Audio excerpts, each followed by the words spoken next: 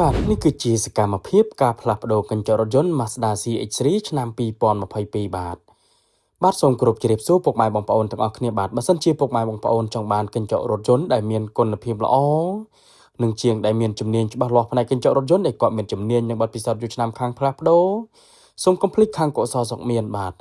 ខាងយើងខ្ញុំក៏មានលក់កញ្ចក់រថយន្តគ្រប់ម៉ាកគ្រប់ស៊េរីហើយក៏មានសេវាកម្មទៅផ្លាស់ប្ដូរកញ្ចក់រថយន្ត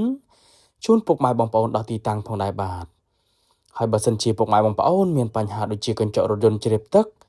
ចង់កោះបិទបដូរស៊ុំ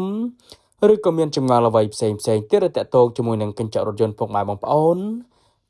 អាចឆាតចូល Page សួរព័ត៌មានផ្ទាល់ក៏បានឬក៏ពុកម៉ែបងប្អូនអាច call តាមរយៈលេខទូរស័ព្ទដែលខ្ញុំដាក់នៅលើ banner ផ្ទាល់នឹងក៏បាន